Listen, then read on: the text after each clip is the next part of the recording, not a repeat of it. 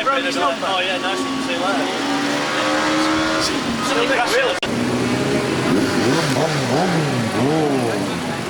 They go again,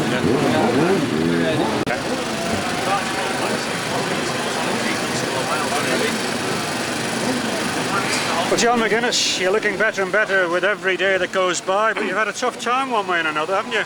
Yeah, that's right. I crashed a Fireblade road bike at Croft doing a promotional day with some journalists. A silly mistake. I just lost this road bike and broke my collarbone. And then I went to Kyalami and got pneumonia. So a liver infection, which completely wiped me out for 2 weeks. You know. Then I came back, rode at Monza, then the Northwest. But now I feel 100%. Yeah. Okay, but it is a bit debilitating, and it must have worried you that you'd reached the TD, whether you'd miss it out because of that. Yeah, well, if I was going to get it, it probably came at the best time, which is before the TT in the Northwest, which is, you know, it's important to me and the team. But no, it was a bit of a worry at one stage. I mean, it did really make me feel second-hand for a week or two, but now I feel like feel better now than I've done. I've actually lost over half a stone, so you can't beat a good illness and lose a chunk of weight. It's a hard way to lose weight, that though. I don't think it's recommended by the medical profession. But no. You've won 2 TDs now. Which was the most satisfying of the two, or the most satisfying? Definitely the first one that I won. Obviously, it's got to be sticking in my mind because I broke the lap and race record, and you know, it was my 4th year at the TT, and things are going real well. The bikes were flying. I was leading the British Championship. You know, that was most, you know, satisfying. But the win on the single was great as well. You know, we did a great job for the Morris brothers. You know, obviously the Morris story was a bit of a, you know, it was hard to deal with for the boys, and they gave me the bike capable of doing the job and went out and did the business. So we're all happy with that. Okay, well, you'll end up known as the person who won the last singles race. Yeah, well, I suppose that's something. Okay, John, okay. Thank you. I know. What are you going to do now? Check it, you probably haven't got to go down there, you've got to go down the outside here. Here. Probably got to go down here.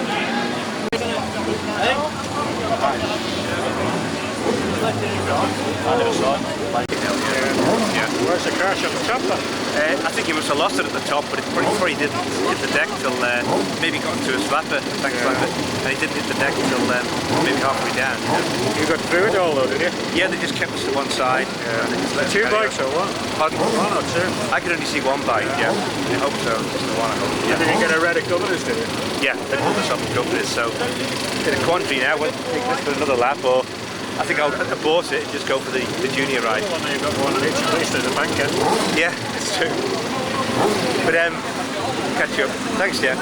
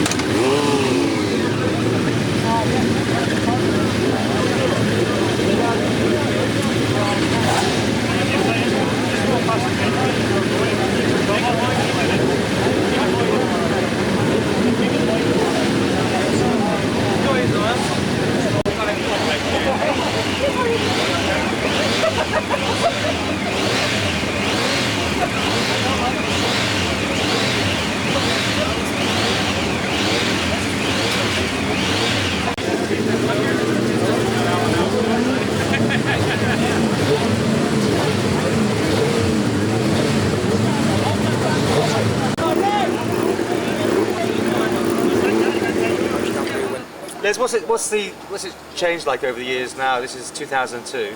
What, the circuit? Just the whole atmosphere, the whole everything really to do with the TT. Well, obviously the roads are a lot better now than when we used to race. Machines are better, handling's better, fuel's better. But that's progress, isn't it? It's how could I say? If these modern bikes now, with the greatest respect, I think a lot of the lads riding the modern bikes would have been struggling with the bikes we were on, and vice versa. I think the stuff that we're on, to go straight onto a modern bike round here, I think, you know, we'd frighten the life out of ourselves. I've watched them coming over the top of Crosby, where my front wheel on the 500 Suzuki would maybe lift a couple of feet, And these things are, you know, they're just pointing skywards. It's frightening, and I do take my hat off to the lads that ride them. They've certainly got more courage than I ever had. Do you wish you could still get out there and do it today, though? I really do, but my sweetheart's packed over there, so I can't say too much. I'd love to have another go. It was my ambition to lap at 110. My best ever was 107, way back in 1980. And Charlie just upped it to 110. Well, of course, that was it. I give up. Claim to fame, though?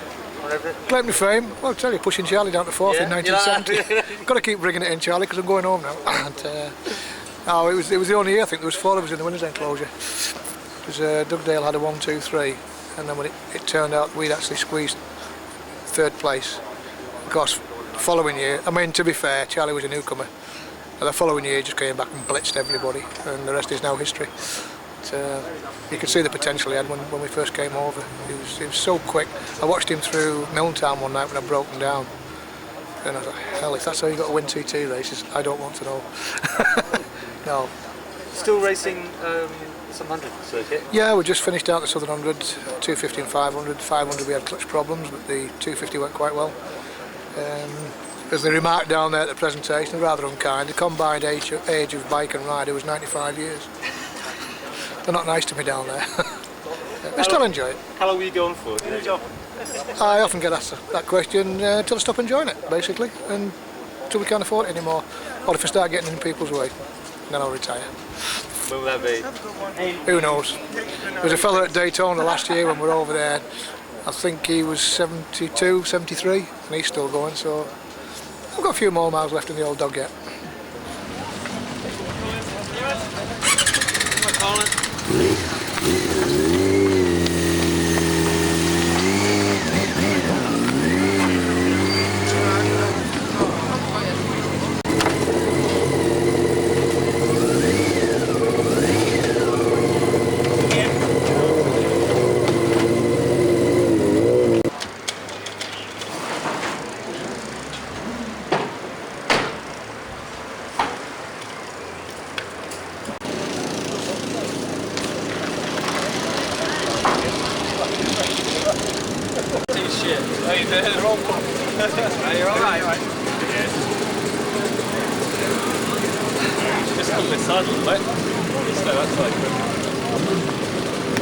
Week off? Yeah. Enjoying every bit of it. Right, maybe you're ready. Cool. Mr. Hudson, it's a pleasure to have you. It's been a special time. I was at the front of the queue then in the superbike, so I'm not going out on that one. We'll just see what else we can get out. And it's obviously worthwhile doing a few laps, but I don't want to get wet. All right then, David. Thanks. We'll see you a little bit later on. It's John McGuinness.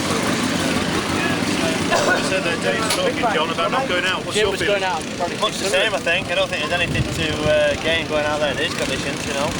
I haven't ridden my big production bike yet, so I might do a wobble round on that possibly. I'll just speak to the team and see what the best plan is. But I've ridden all my other stuff and they're not far away, so might be better off just waiting for some better conditions. But maybe a run round on the production bike. You say there you're going to talk to the team. Who's got the decision at the end of the day? Who's got the final word? Well, obviously me, but you know, from a safety point of view, I think Roger might have a say in it, our team boss. So we'll have a bit of discussion, try and get some reports back, and if it's dry in some areas, I might have a go. But then again, it looks pretty damp to me. All right, John. So John McGuinness had Dave Jeffries. Look as if they might sit this one out, Charlie. But there's the first ones away anyway. So,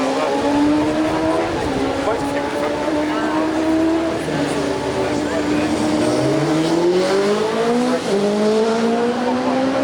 Well, the first session tonight, Charlie, is the team formula around the junior system.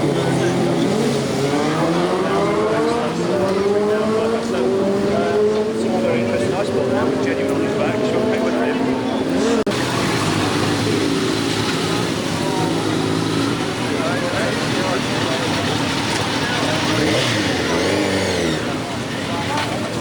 Suck it and see what it's like in half an hour. Is it any worse? Is it worse up there now? Where does it start? Like on Ramsey now? You were a bit behind.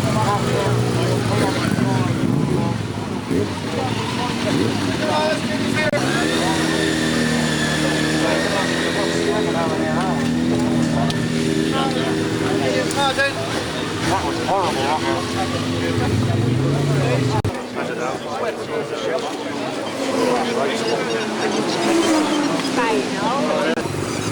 Yoshiharu.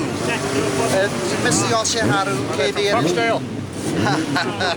He came here, well he's up there if you want to chat with him, but nice. He came here in 59 and he's worked with Halewood in the 60s. He's got his own team now. And the bike that Nigel's riding now has recently won the Suzuka 4-hour endurance, which 4 hour? Yeah, which is regarded as the most prestigious event. 6 hours? No, it's 4 hour for the Super Sport 400. And they regard as...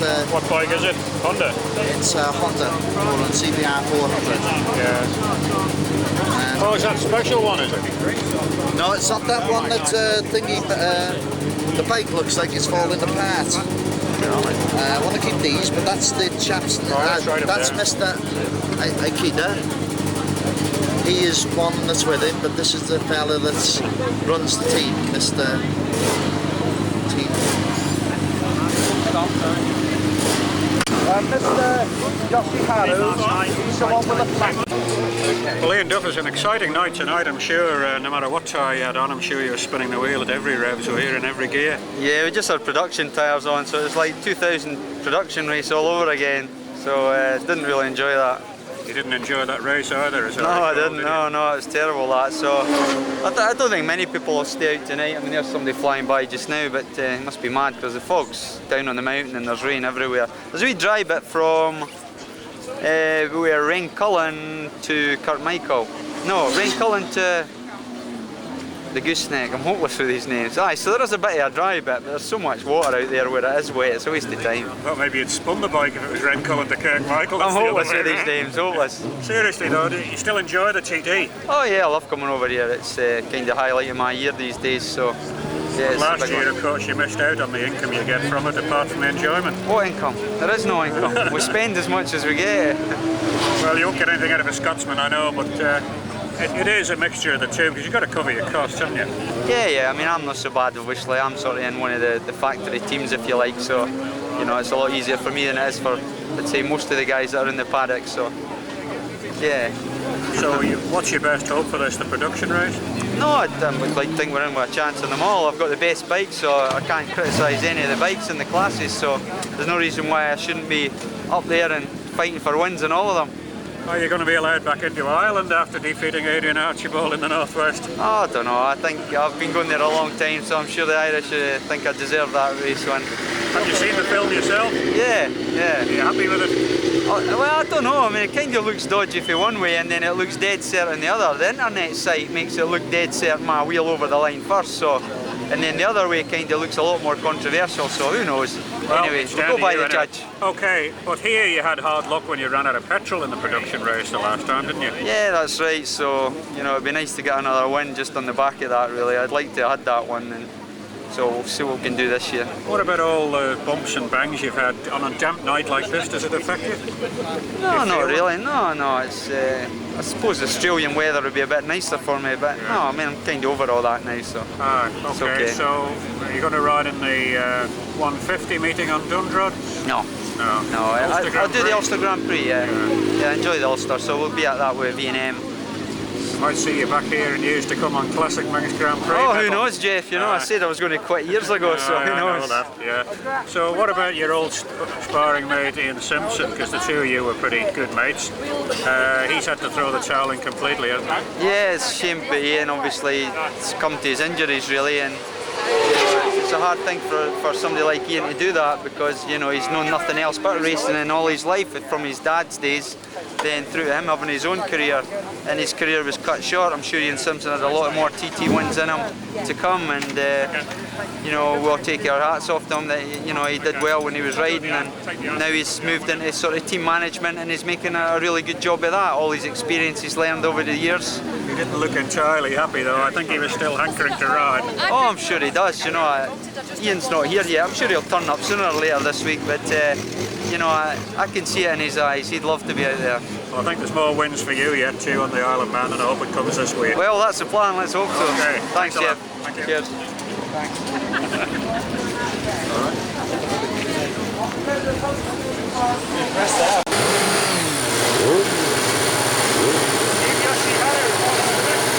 Oh yeah, pleased to meet you. Jeff Tunnell from the radio.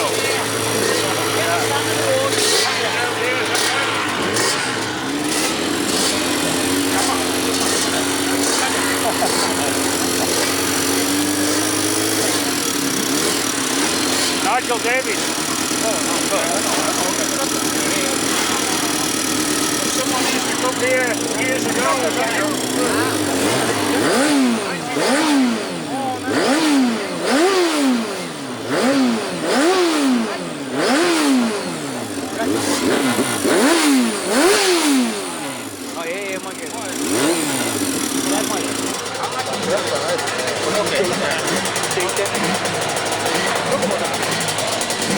Vai che dopo? Dopo monti qua. No, qua. Ecco qua.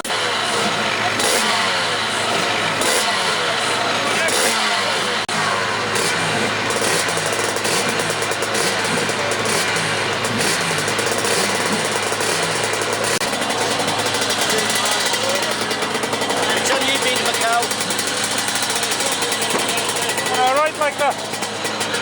Wouldn't know. That bloody skip. Whoop. Second sentence.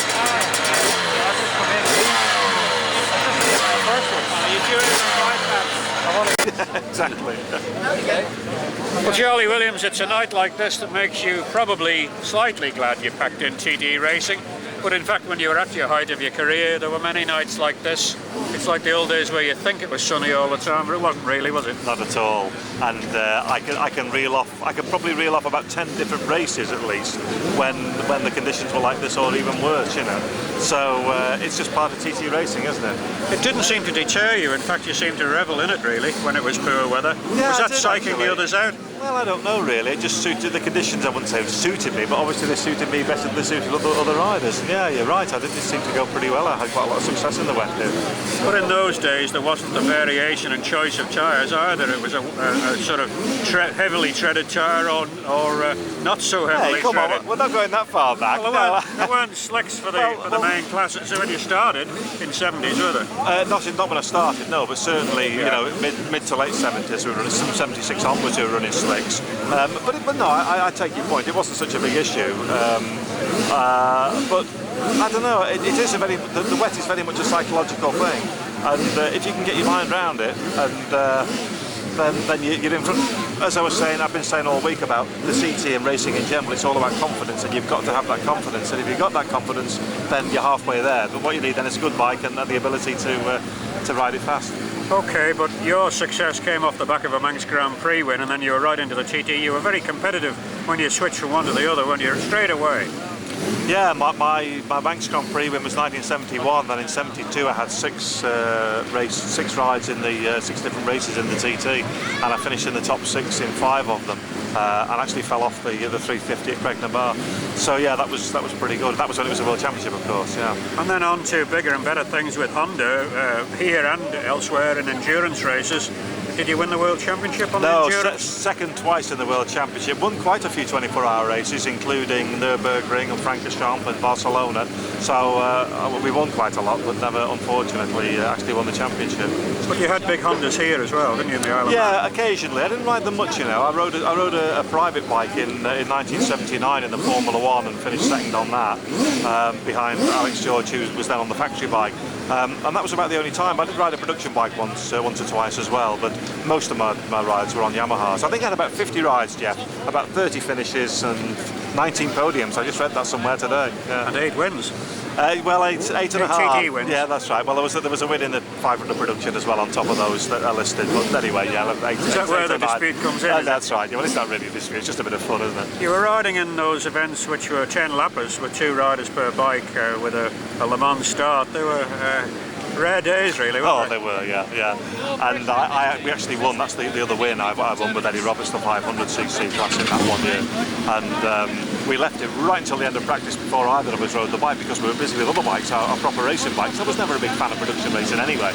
and our sponsor said, look, you're going to have to go out on the blinking bike, and we went out in the very last practice session. Anyway, to go for a long story short, we ended up winning the race. We shouldn't have done really, but we did, you know. Yeah. So, but you also had 500 four-cylinder Yamahas, didn't you? Yeah, I did. They were a bit fast, weren't they, then in the day? Yeah, they were. I think 115 or something I lapped on a 500 Yamaha way back in 1982. But that was an ex-factory bike, an ex-Boot Van Dolman factory bike, and it was a great bike. In fact, I led the senior by a minute and 3/4 after 4 laps, but then broke down. So that was just one year when it wasn't meant to be. I got the fastest lap in 3 races, led 3 races, and broke down in 3 races, but that's the TT for you, isn't it? So which is the outstanding race that you think of when you review it all? I think probably, in other people's eyes, it was my third behind Mike Hailwood and Alex George in 1979 in the Open Classic. And I lapped very quickly on the 350. Obviously, I wasn't any competition to them or any opposition for them because the 350 wasn't fast enough.